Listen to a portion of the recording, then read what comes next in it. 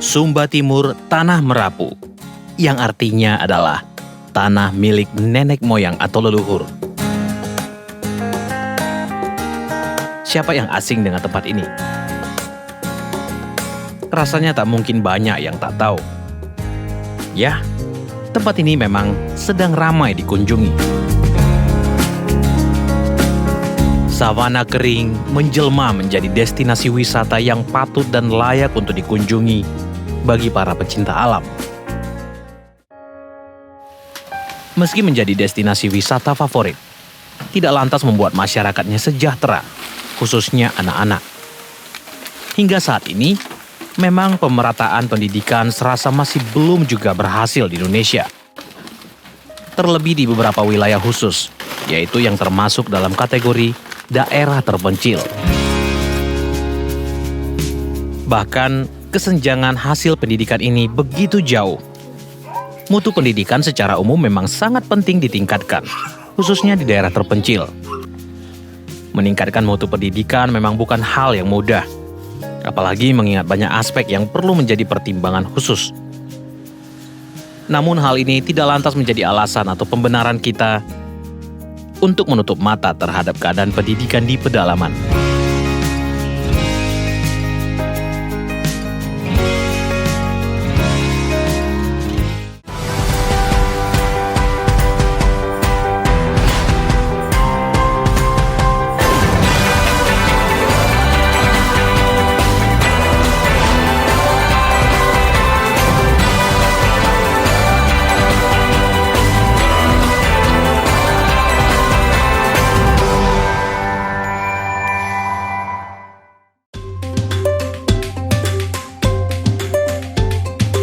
Sumba adalah salah satu keelokan sang ilahi yang dihadiahkan kepada manusia. Bagaimana tidak? Walaupun terlihat kering pada musim kemarau, Sumba atau yang biasa disebut sebagai Tanah Merapu menyuguhkan pemandangan alam luar biasa bagi siapapun yang mengunjunginya. Hamparan sabana yang membentang di banyak daratan dan perbukitan Sumba membuat setiap wisatawan yang melihatnya terkagum-kagum. Belum lagi ternak-ternak yang memang sengaja dilepas oleh penduduk setempat untuk mencari makanannya sendiri. Seakan-akan menambah keeksotisan Tanah Merapu. Kepemilikan ternak sudah lama menjadi tanda status sosial masyarakat adat Sumba. Paling tidak, 3 hewan ternak yang mempunyai peranan penting dalam kehidupan masyarakat adat Sumba yaitu babi, kerbau, dan kuda. Di antara ketiga hewan ternak itu, kuda adalah hewan yang mempunyai peranan paling lengkap bagi kehidupan masyarakat Sumba. Di Sumba, Nusa Tenggara Timur, tidak ada kuda yang diberi nama. Ini karena kuda dipandang oleh masyarakat Sumba hampir sejajar dengan arwah nenek moyang.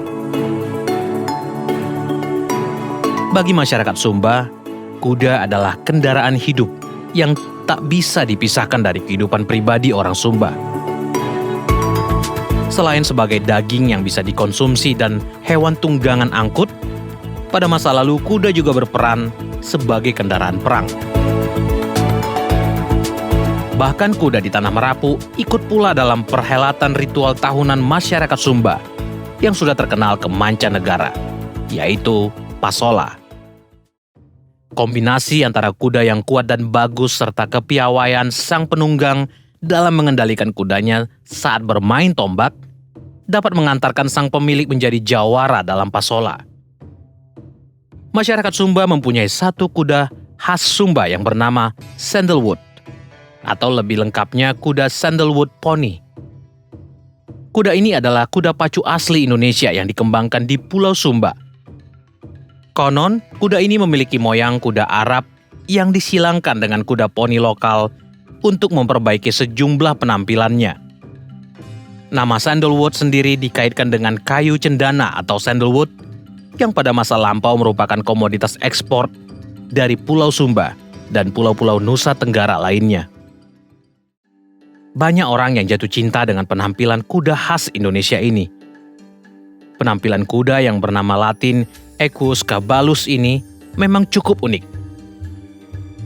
memiliki tubuh yang tidak begitu besar, yaitu hanya 110 hingga 130 cm saja tingginya. Bentuk tubuh yang cukup serasi, tubuh bagian tengah agak pendek, dada cukup besar dan dalam, telinga agak kecil, suri dan kumba agak tebal, dan ini adalah tipe kuda penarik ringan. Selain itu, kuda Sumba mempunyai endurance atau ketahanan tubuh yang sangat baik. Staminanya cukup baik, sehingga fungsinya sebagai alat angkut berlaku maksimal. Intinya pada masa lalu, kuda Sumba menjadi ternak kesayangan dan menjadi identitas orang Sumba. Hanya saja di masa kini keberadaan kuda Sumba ini dikhawatirkan semakin berkurang. Sebab tak lain dan tak bukan adalah kesenangan masyarakat Sumba lainnya yang berkaitan dengan kuda, yaitu pacuan kuda. Pacuan kuda sendiri memang sudah lama menjadi hobi dan kesenangan masyarakat Sumba sejak zaman dahulu kala. Walaupun sebetulnya ini melenceng dari fungsinya sebagai alat angkut dan transportasi. Tetapi pacuan kuda ini tercatat sebagai kegiatan favorit masyarakat Sumba yang berkaitan dengan kuda selain pasola. Di setiap tahunnya, selalu saja ada beberapa kali kejuaraan pacuan kuda. Berbagai cara dilakukan untuk menjadi sang juara. Namun menjadi juara di pacuan kuda tidak menjamin hidup sejahtera. Jika dilihat dari sudut pandang lain, bagaimana dengan pendidikan di Sumba? Jumlah tenaga pengajar yang sudah tampak sangat minim sekali. Belum lagi akses yang jauh untuk bersekolah menjadi kendala lain dalam dunia pendidikan di Sumba.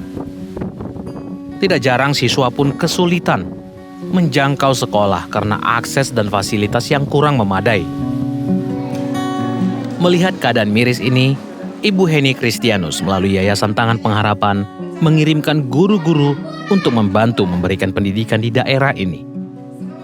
Namun, mencari guru yang benar-benar kompeten dan siap mengabdikan diri ke daerah terpencil juga tidaklah mudah. Dibutuhkan jiwa pengabdian tinggi dan bisa melangkah ke arah tersebut. Salah satunya adalah Francisca Meo. Ia ditempatkan di desa Lain Deha.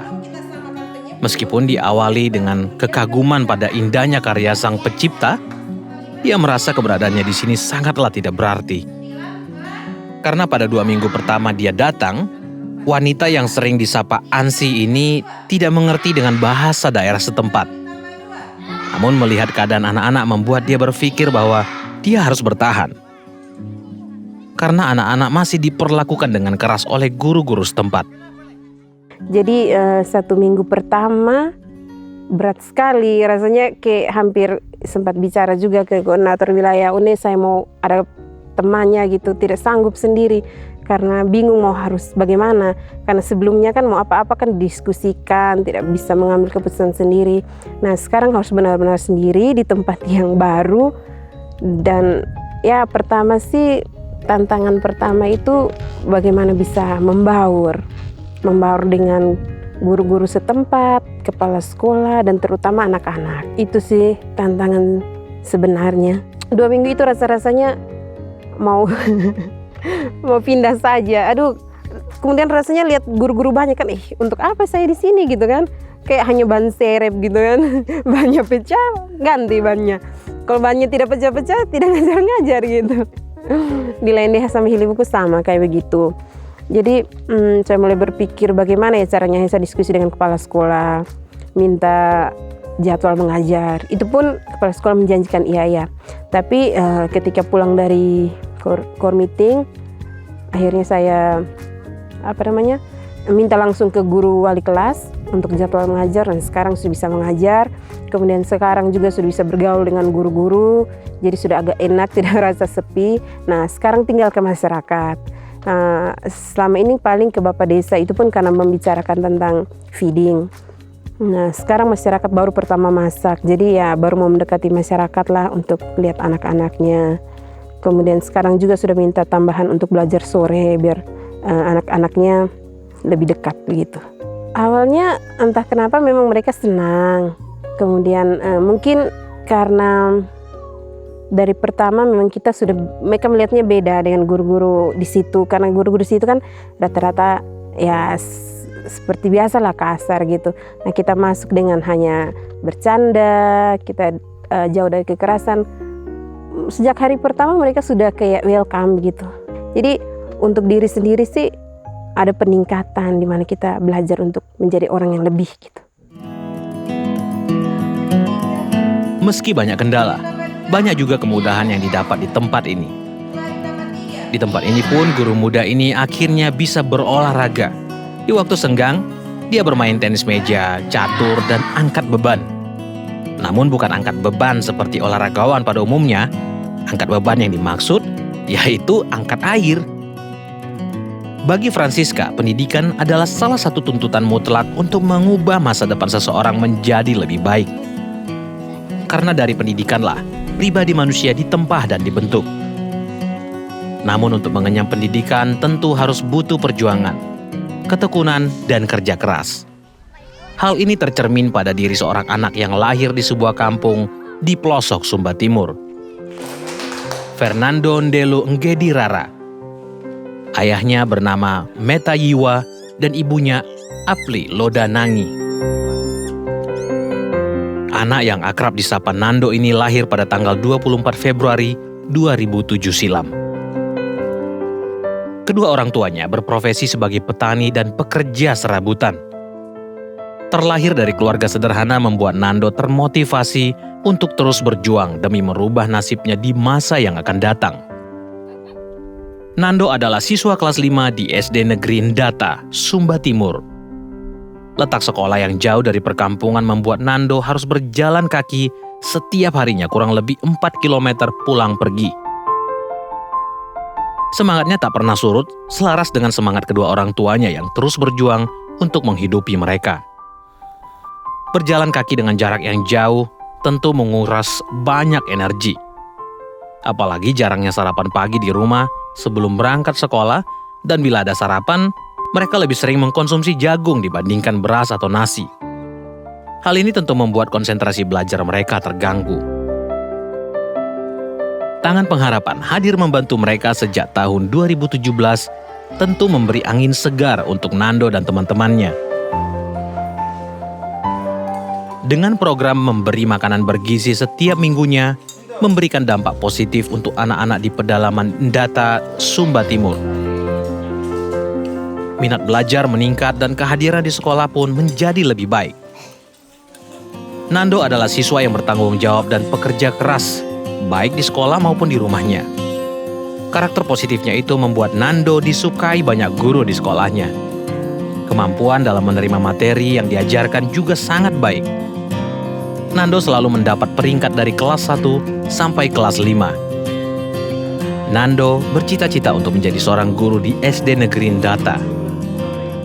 Semoga mimpi Nando demi mengubah masa depannya menjadi lebih baik dapat terwujud. Nando mengajarkan kita banyak hal tentang keikhlasan dan pengorbanan untuk meraih sebuah keinginan. Terus bangkit meskipun banyak rintangan. Tak membuat masyarakat Sumba putus asa meraih angan. Karena sesungguhnya, semangat, cita-cita, dan berusaha merupakan modal dasar untuk masa depan pendidikan yang lebih cerah. Terima kasih Anda telah menonton tayangan Life Changing Journey Mencari Yang Terlupakan sampai selesai. Setulus hati mengucapkan terima kasih untuk dukungan Anda bagi pelayanan Yayasan Tangan Pengharapan dalam mengentaskan kebodohan dan kemiskinan di rakyat Indonesia. Bagi Anda yang ingin berkontribusi dalam pemberian makanan bergizi dan pendidikan berkualitas bagi 6.000 anak pedalaman di 84 titik di seluruh Indonesia, Anda dapat menyalurkan bantuan dan kasih Anda lewat nomor rekening di layar kaca Anda. Mari berantas kemiskinan di seluruh Indonesia dengan menyatakan kasih kita lewat tindakan yang nyata.